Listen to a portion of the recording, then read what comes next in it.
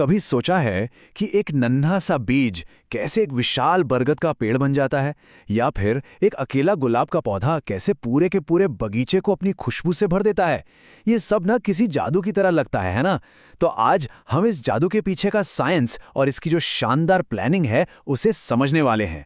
हाँ, तो सवाल यही है, आखिर एक अकेला पौधा पूरे बगीचे को भर कैसे देता है? चलिए इस पड़ताल में निकलते हैं और इस कुदरती पहेली का जवाब ढूंढते हैं। देखिए, इसका जवाब छिपा है पौधों की स्ट्रैटेजी में। अपनी आबादी बढ़ाने के लिए ना इनके पास एक नहीं बल्कि दो अलग अलग मास्टर प्लान होते हैं।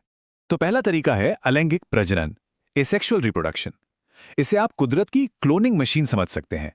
मतलब इसमें बीज की कोई जरूरत नहीं, बल्कि जो ओरिजिनल पौधा है ना, उसी का कोई हिस्सा, मान लीजिए तना या जड़, एक बिल्कुल नया हूबहू वैसा ही पौधा बना देता है।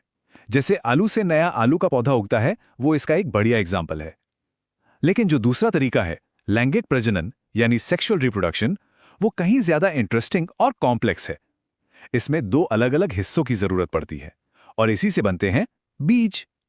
तो आज हम इसी फूलों वाली फैसिनेटिंग प्रोसेस को करीब से देखने वाले हैं। तो सेक्सुअल रिप्रोडक्शन का जो हेडक्वार्टर्स है वो होता है फूल। और इसे सिर्फ एक खूबसूरत चीज मत समझिए, ये असल में एक हाईटेक फैक्ट्री है। एक ऐसी फैक्ट्री जिसे कुदरत ने सिर्फ एक ही काम के लिए डिजाइन किया है, अगली पीढ़ी तैयार करना। तो फिर चलें इस फैक्ट्री का एक टूर करते हैं। अच्छा, इस फैक्ट्री में सबसे पहले मुलाकात होती है पुंकेसर से, स्टेमन। ये फूल का मेल पार्ट है। इसका मिशन सिर्फ एक ही है, परागकण बनाना यानी पॉलन। और ये जो छोटे छोटे कण होते हैं ना, ये सिर्फ धूल नहीं है, इनमें एक नए पौधे का आधा जेनेटिक कोड छिपा होता है, सोचिए। और दूसरी तरफ है स्त्री केसर, पिस्टिल। ये है फूल का फीमेल पार्ट।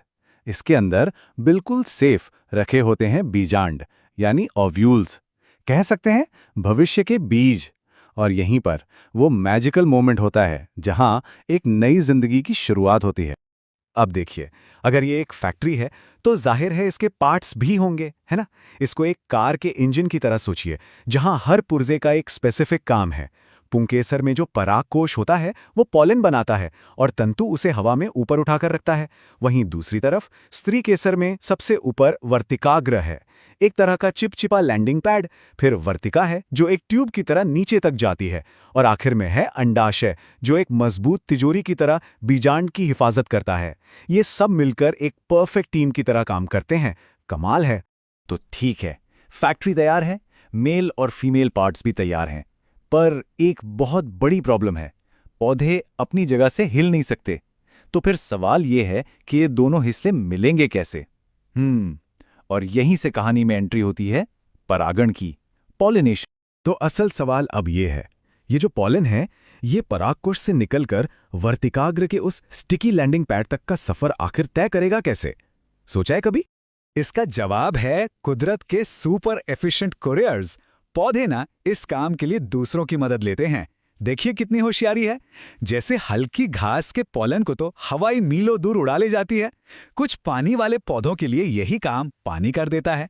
और सबसे फेमस कोरियर्स कौन है? जी हाँ, हमारे कीट पतंगे, मधुमक्खियां, तितलियां। जब ये रस पीने के लिए एक फूल से दूसरे फूल पर जाते हैं तो इन्हें पता भी नहीं चलता, और ये अपने शरीर पर पॉलन चिपकाकर इस इंपॉर्टेंट डिलीवरी को पूरा कर देते हैं। तो चलिए, कुरियर ने अपना काम कर दिया, पॉलन अपनी मंजिल तक पहुंच चुका है। लेकिन असली कहानी तो अब शुरू होगी, फूल के अंदर की उस सीक्रेट दुनिया में। चलिए अंदर झांक कर देखते हैं। ये किसी माइक्रोस्कोपिक मिशन से कम नहीं है। ध्यान से समझिए, जैसे ही पॉलन ग्रेन उस स्टिकी वर्तिकाग्र पर लैंड करता है, वो फौरन एक पतली सी ट्यूब बनाना शुरू कर देता है। ये ट्यूब वर्तिका के अंदर से होती हुई एक सुरंग की तरह नीचे अंडाशय तक पहुंचती है। और फिर वो होता है, पॉलन बीजांड से जा मिलता है। और यही है फर्टिलाइजेशन का वो क्रूशियल मोमेंट। इस मिलन से बनता है एक युग्मनज यानी जाइगोट, जो धीरे धीरे डेवलप होकर एक बीज का रूप ले लेता है। और सुनिए, ये कोई मामूली चीज नहीं है। एक बीज अपने आप में एक अल्टीमेट सर्वाइवल किट है। सोचिए, इसके अंदर एक नन्हा सा पौधा है, उसका खाना है, और ऊपर से एक मजबूत प्रोटेक्टिव कवर भी है। बस ये सही मौके का इंतजार कर रहा होता है।